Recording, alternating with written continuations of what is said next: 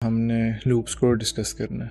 तो बेसिकली हम लूप्स को यूज़ क्यों करते हैं? जब भी हमने कोई काम रेपिटेटिवली करना हो ना, तो हम ये लूप्स यूज़ करते हैं। तो इसका जो सिंटैक्स है वो हमारे पास इस तरह है कि हम सबसे पहले हमारे पास दो टाइप्स के लूप होते हैं, फॉर लूप और वाइल लूप। ठीक है, तो हम बेसिकली जो मेनली है ना फॉर लूप यूज़ करेंगे, तो वाइल लूप हमें अभी डिस्कस नहीं करेंगे।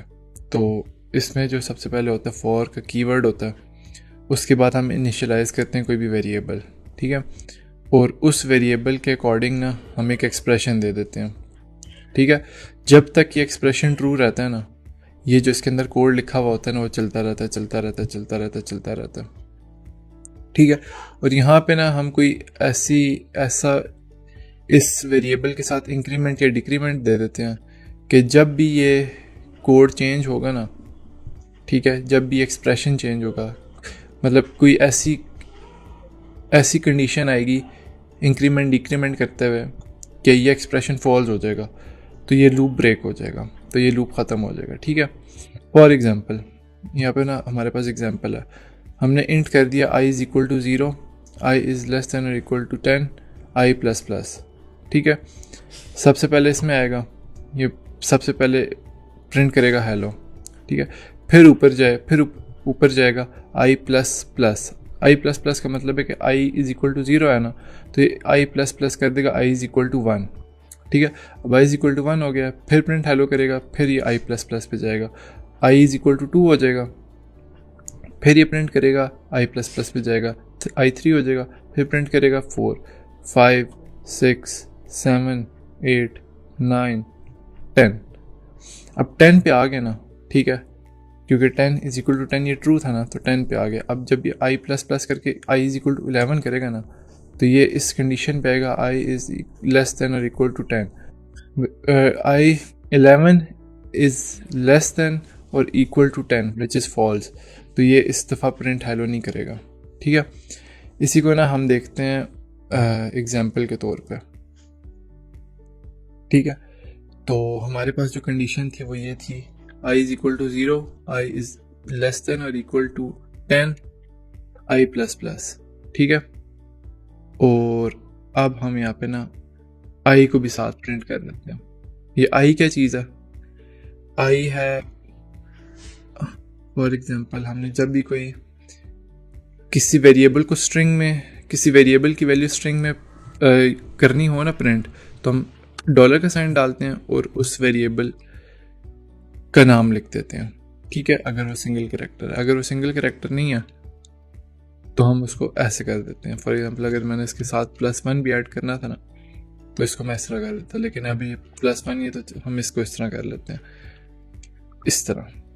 ठीक है, अब मैं इसको रन करूंगा ना, तो हेलो 1 2 3 4 5 6 7 8 9 10 तक आएगा। अभी देखते हैं।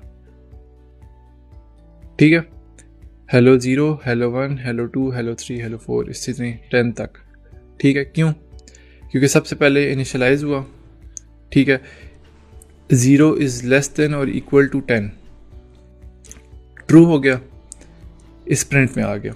जब ये प्रिंट हो गया तो फिर ये ऊपर गया और इसने इसको इंक्रीमेंट कर दिया i इज़ इक्वल टू 1, क्योंकि जाहिर सी बात है 0 था, अभी 1 हो गया। इसी तरह ही ना मैं इसको कर देता हूँ माइनस। अगर मैं इसको माइनस कर दूँ तो ये इस तरह प्रिंट होता जाएगा, मुझे इसको खुद ही ब्रेक करना पड़ जाएगा। अभी देखते हैं।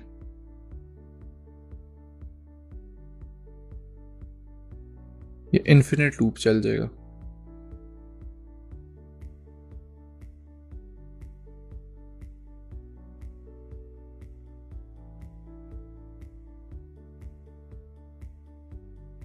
देखा, ये इन्फिनिट लूप था। ठीक है, तो इसलिए ये ना रुक गया, ब्रेक हो गया, हमारा पेज ही ब्रेक हो गया, क्योंकि हम इन्फिनिट लूप नहीं चला सकते। अब अगर मैं इसको कर देता हूँ ना, इज ग्रेटर देन और इक्वल टू -100। ठीक है, तभी देखते हैं। ये 0 से शुरू होगा और -100 तक जाएगा। ठीक है, 0 -1 -2 -3 -4 -5 -6 अच्छा, अब मैं कहता हूँ कि कोई ऐसा प्रोग्राम हो कि इसमें जितने भी ऑड नंबर्स हैं ना, जितने भी ऑड नंबर्स हैं, एक मिनट, ग्रेटर देन और equal to 100 I plus plus, मतलब 0 से लेके 100 तक। ये बिल कैसे करते हैं, 7 के जितने भी मल्टीपल्स हैं, ठीक है, वो हमें शो हो जाए, मतलब 7 का टेबल हमें शो हो जाए। ठीक है, तो मैं कहता हूँ print,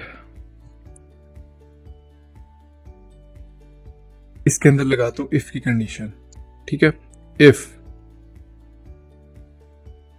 I percentage 7 is equal to 0, print I. अभी क्या कर रहा है, मतलब आई डिवाइड होगा 7 से, ठीक है, और अगर रिमाइंडर 0 आ जाता ना, जाहिर सी बात है, अगर 7 के टेबल में कोई चीज़ आ रही होगी तो उसका रिमाइंडर तो 0 ही आएगा। तो अगर तो इसका 0 आ जाता है तो इसको प्रिंट कर दो। ठीक है, अब हमारे पास ना 100 तक जितने भी 7 के टेबल में आती हैं ना चीज़ें, वो में शो हो जाएंगे। अभी देखते हैं, 0, 7, 14, 21, 28, 35, 42, 49, 56, 63, 70, 77, 84, मतलब ये लूप का काम होता है। ठीक है, हमें इतना कैलकुलेट भी नहीं करना पड़ा और लूप ने खुद ब खुद ही हमने एक छोटी सी कंडीशन लिखी है और लूप ने हमें वो सारा का सारा काम कर दिया। ठीक हो गया, तो लूप्स इस तरह हमारे काम करते हैं। तो इन लूप्स को भी बाकी आगे जाके भी मजीद देखेंगे। लूप्स आते हैं अरेज में आते हैं, ठीक है, मैप्स में आते हैं, लिस्ट में आते हैं। तो अभी हमने वो डिस्कस करने हैं, मैप्स और लिस्ट। तो उसमें भी हम देखेंगे कि लूप किस तरह काम करते हैं। तो अभी के लिए इतना ही था।